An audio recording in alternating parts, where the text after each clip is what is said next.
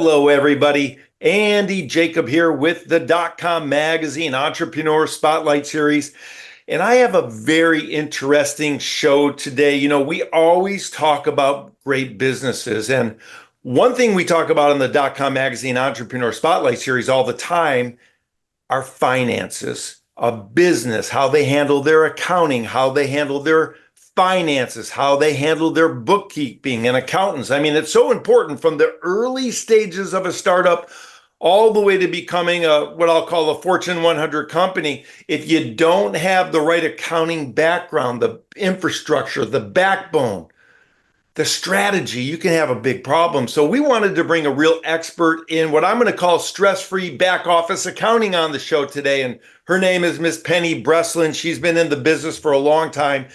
She has a great company called MoneyPenny LLC. And when you hear what they do, they really provide accountants and bookkeeping firms the ability to really harness the power of technology to use qualified trained accountants under her branch to really put a more efficient and more collaborative type of a process in place. It's a great business. She's doing so many good things. She's been around for a while. Penny, welcome to the .com Magazine Entrepreneur Spotlight Series. Thank you, Andy. Hello. Yeah, it's great Thanks to for having have me. you. When I heard what you're doing at MoneyPenny LLC and the types of people that you have working there and what you sort of have put together as this very niche business that really has just exploded at the seams, I found it very interesting. But before we give away all the secrets, Penny, let's pull the lens back to 30,000 feet. Tell us about MoneyPenny LLC, and then we're going to go. Well, let's see. We are a outsourcing company. Primarily, we service accounting firms, bookkeeping firms in the US, Canada, and a few in Europe. We do have occasional direct business relationships with direct business owners. We tend to use them as our guinea pigs to test a lot of stuff. We have an office of 77 women and one male. That is just our first male hire this year. We have a daycare on site and a kitchen. It is located in South India in Tamil Nadu. But all of our servers and all of our connectivity happens here in the United States. And we just try to do a really good job. We do a lot of, different types of functions for the accounting firms, from tax prep to audit attestation to actual bookkeeping and accounting on a day-to-day basis for their clients. And we do some testing for other apps that want to integrate into accounting. And they sometimes need an accountant to look at it to see, is this really working? And yeah, we have fun. I love it. So let's break it down even more. So you're kind of an accountant or an accountant's bookkeepers, because accounting firms in the United States, sometimes they need to outsource their bookkeeping and accounting work to other companies like yours. You have this great team of 70 women, approximately one man now, that actually do the back office for accountants who then present what you do to their clients. Is that the way it works? Yeah, they're actually dedicated teams. So a accounting business will come to us. I don't like to call them firms. I like to call them businesses because I'm a business owner and I need one. We build the team to their needs. So some people are doing both tax and bookkeeping in their company. So their team consists of tax preparers as well as people trained in accounting and bookkeeping, because those are two different functions. Yeah, it's interesting. Of course, you've been really recognized worldwide, as a who's who for showing dedication, leadership, and excellence in really providing these quality services to an international clientele. And of course, let's talk about the accounting space itself. I'm a small business. I hire an accountant who you say is a business, and I love that. We hire a business to do our accounting and bookkeeping. But what I may not know is behind the scenes, your people may be providing a lot of that bookkeeping and accounting to the business that I've hired. Is that right? Yeah, the accountant typically owns all the access and everything. We just become their employee. We merge into their onshore team. We're the offshore team. We work on opposite hours. And the workload, when they wake up in the morning, the work for their client is done. And they can have a different relationship with the client because we never meet with their client. We never communicate with their client. We only communicate with them. And the client, then the accountant or the bookkeeper uses the information to have a relationship to assist the business owner to do the needful in their business. Or if it's tax, they wake up and the tax returns are done and they could do the final review and the sign off and all of that. Yeah, I love it. You're such a successful entrepreneur putting this together. What we really loved about it when we looked at it is you have an accounting firm and they're able to embrace technology and your services to really simplify their operations. And when an accounting business is able to simplify their operations, it really increases their profit margin. So you're a big part of an accounting business's overall profit margin experience because by using you, they can increase their profit margins, right? Well, they can hopefully increase the profit margins through having more time and space to have a relationship with their clients as well, or customers, as well as taking on more because there's a high demand for qualified accounting. And, we know how to do accounting and we know the technology that needs to be done. But ultimately, it is the expertise of your personal accountant slash bookkeeper slash CPA that you are depending on. We're just providing them with the information quicker to help you make decisions quicker.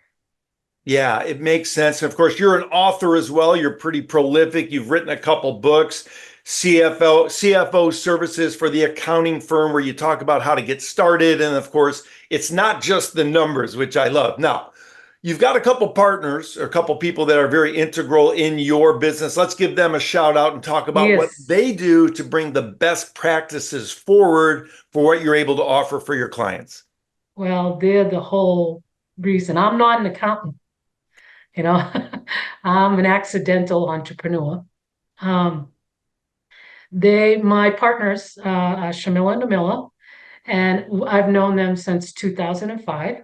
They had been doing tax returns for US companies for a couple of years. And when I met them, they didn't know anything about accounting and bookkeeping and the day-to-day function that has to take place. And so I trained them on that. They quickly shined in a group of 45 people to show that they could do this and that they understood it and they could do the critical thinking that was needed. And so they're my partners, and they're the ones who manage all of the accounting. I manage the technology and the relationship here in the U.S. Yeah, I love it. They do all the heavy lifting. They're the They smart do the ones. heavy lifting. I love it. So you're an accidental entrepreneur, and sometimes we talk about it on the show all the time, as you know from watching. We talk about that. Sometimes there just something happens, and as an entrepreneur, you're able to identify some great talent. You're maybe able to identify an opportunity. You run down an open corridor, and there you go. You're running to daylight. Now, let's talk about it because you have a great what I'm going to call corporate culture. And of course, your partners, Sharmila and Nirmala, have put this together. You have a daycare and all kinds of great things that you offer the people that work for you. Let's talk about that and the way in which you've been able to build like a real family approach to your business. Yeah, that also kind of happened accidentally. It wasn't pre-planned, but about year two, we realized we were at 15 people and they were all women. And I was sitting over in Chennai and they approached me and they said, "We'd like to keep it all women." And I went, "Well, that goes with your culture. I mean, you could do this, but if we do this, we have to recognize your culture and the constraints that you as females within your culture have. So we have to make sure that we have backup systems in place, and it took a lot. But I asked them, I said, what would be the difference if a man came in this room? And within seconds, I go, okay, fine, we're going to do it. We're going to do it. Because you could tell how they would react if a man walked in. I mean, I had worked in other places in India. I'd worked in Bangalore and in Mumbai, setting up in Pune and setting up outsourcing. And I saw the differences and dealt with it myself. Yeah, I said, okay, if we're going to do this, we're going to do it. It's going to be tougher because we have to be much more particular about who we hire. And of course, we didn't necessarily tell men not to apply. It's just that when they came into our office, they tended to turn around and walk out. It is quite a beautiful office, full of very colorful women who work as teams. I mean, they support each other. They know, they understand the constraints, and they come from all backgrounds in India, both religious and social economic backgrounds. They're different, but they're all educated in accounting. They all have a degree in accounting, if not chartered accountants. Some of them are, when they need to get educated or do testing and stuff, we give them sabbaticals. When they get married, we give them 30 days off. When they get pregnant, they get 6 months maternity leave. And there's a daycare center should they come back.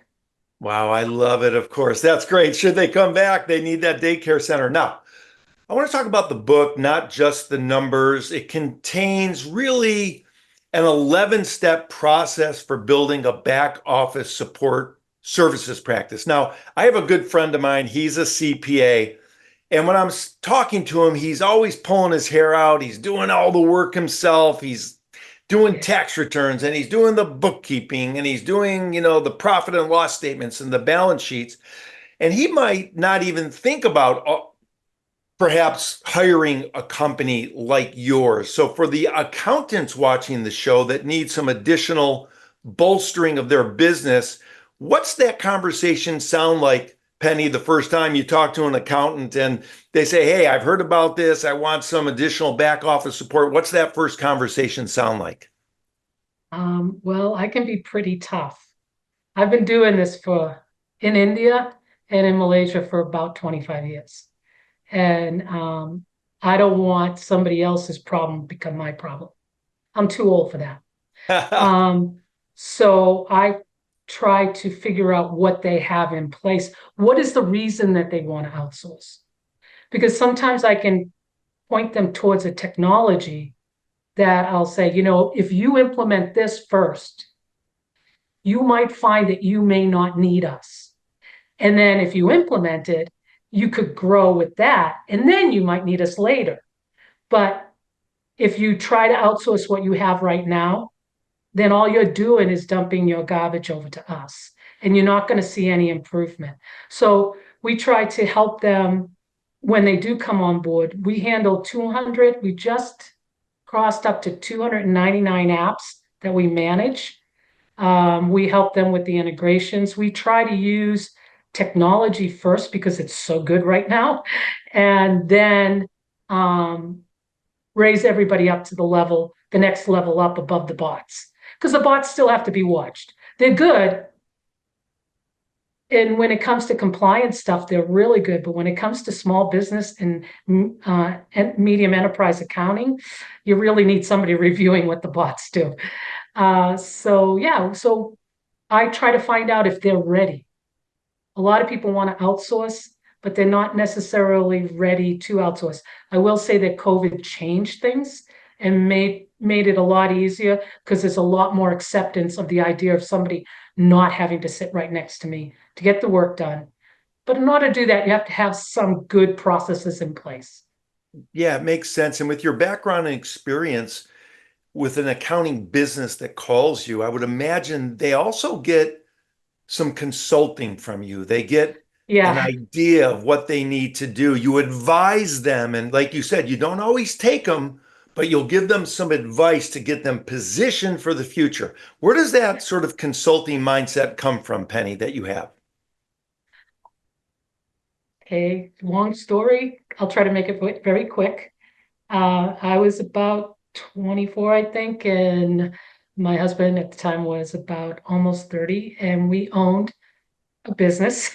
He was an entrepreneur. I just kind of like, you know, he I gave him an initial investment out of my tip jar, the bar. Right? I had known him for a long time and I trusted him, and we were good friends. And anyways, we ended up having a business with two stores operating in one state in two different locations, and a magazine that sold office furniture across 5 states, a direct marketing magazine type thing.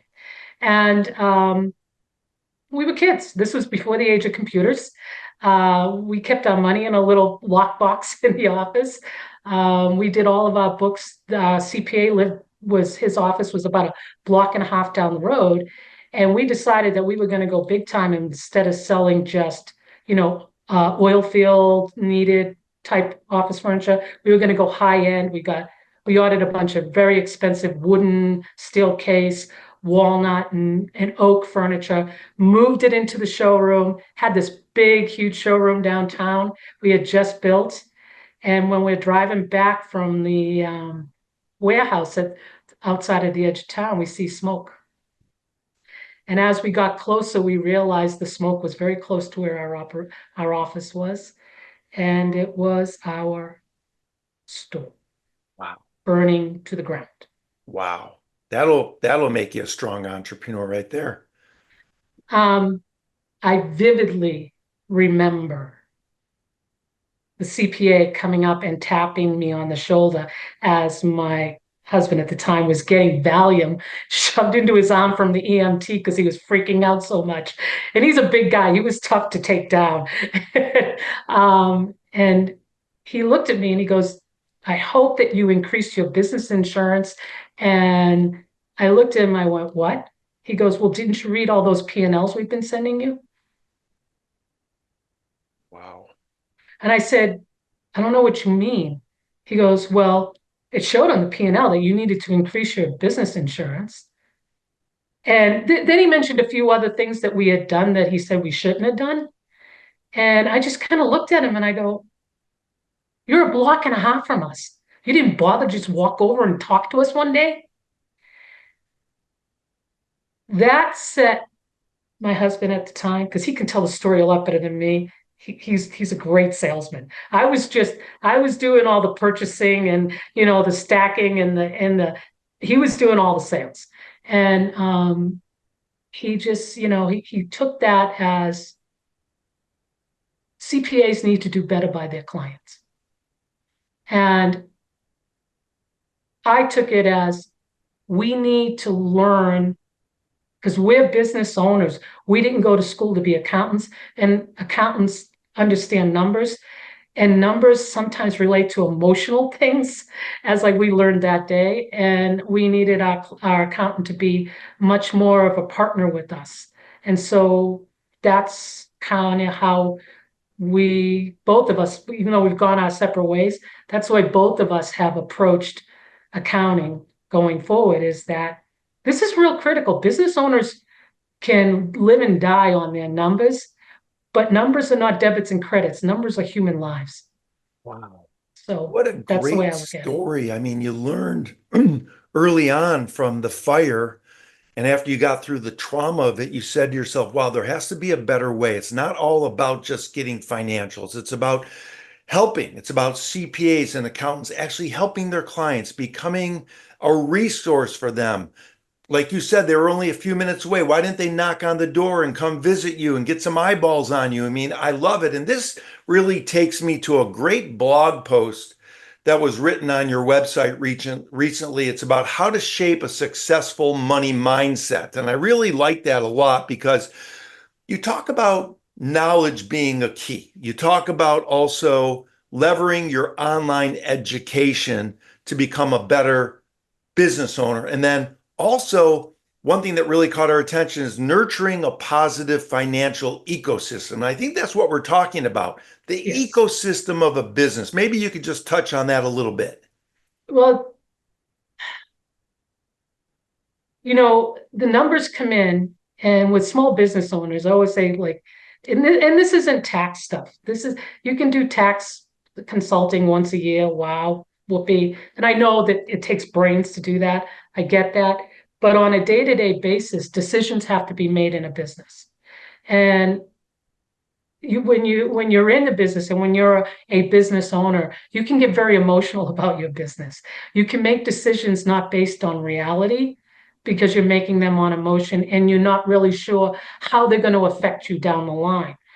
But somebody who is an accountant or somebody who is a good data analyst can look at my numbers and tell me how it's going to affect me down the line on my bottom line, on my profit.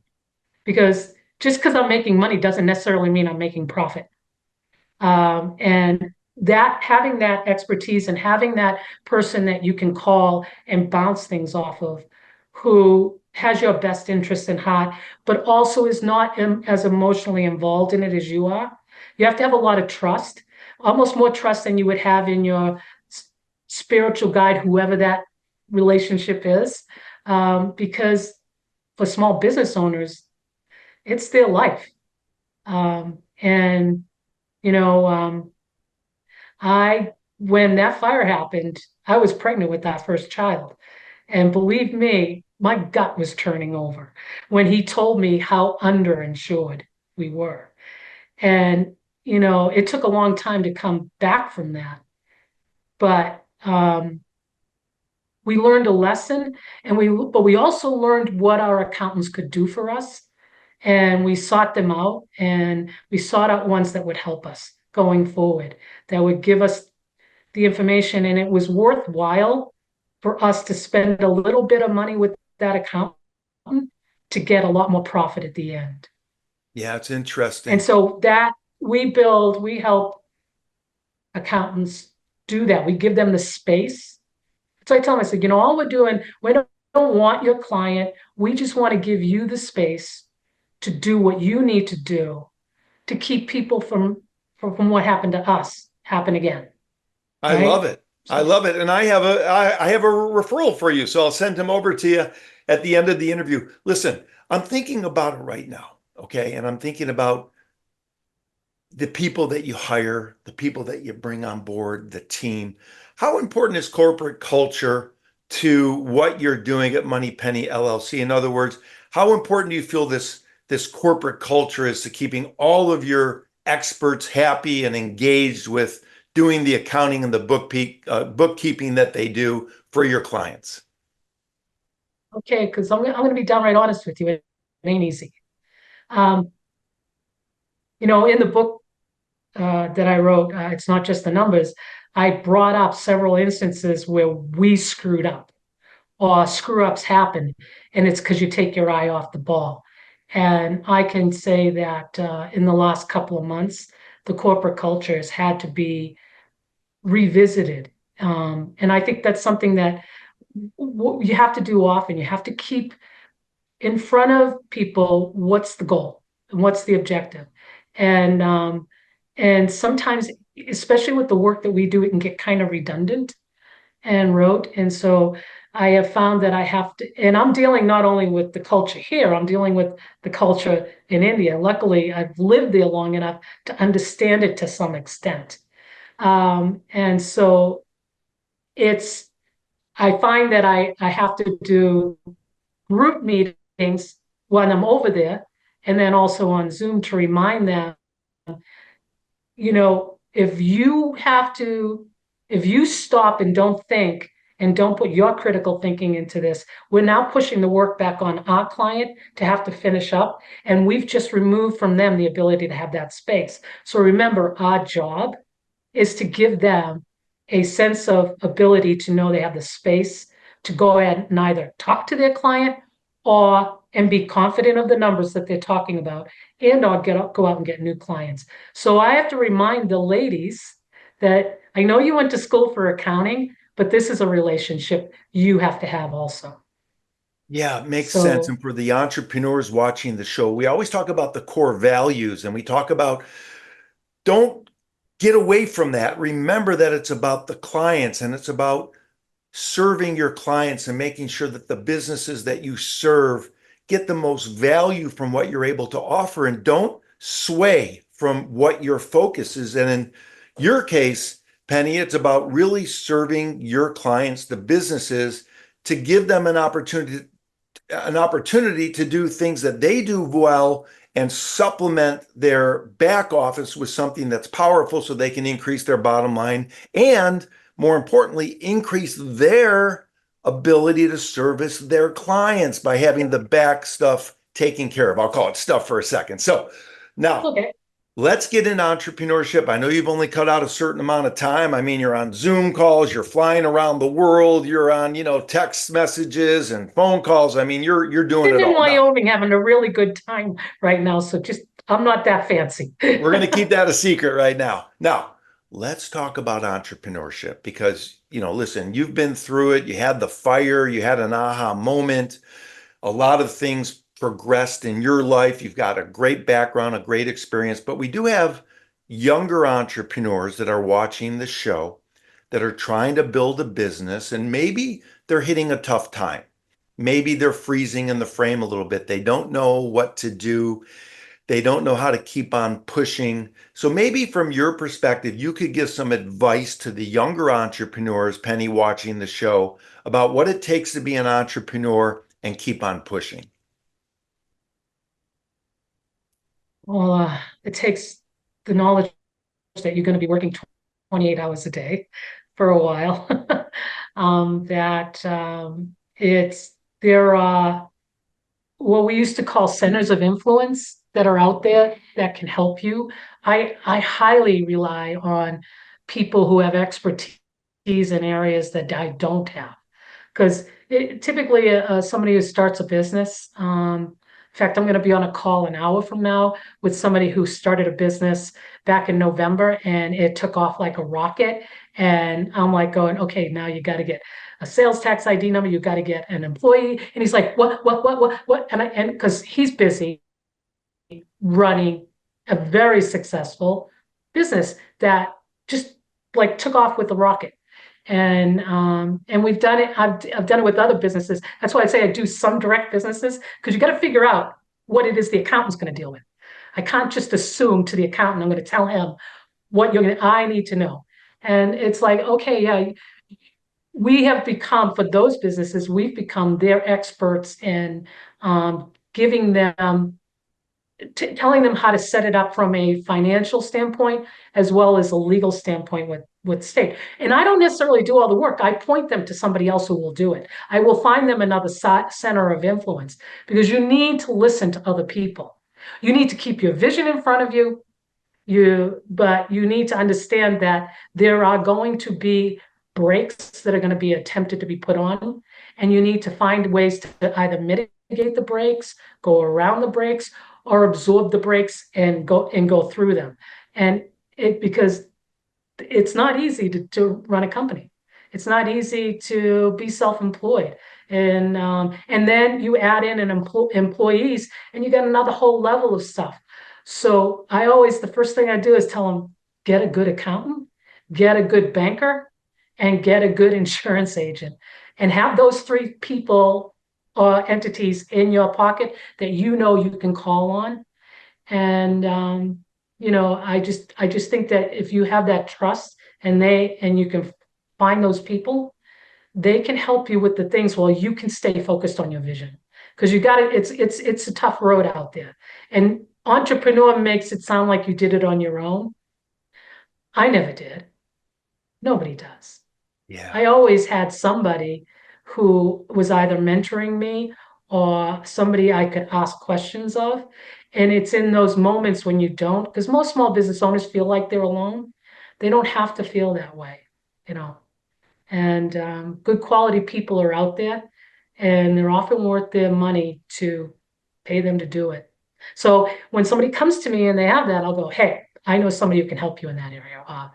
Because I keep focused on what I do. I'll tell them, you know what? I know what you need to have done. It's not what we do, but I will find somebody who will do it for you.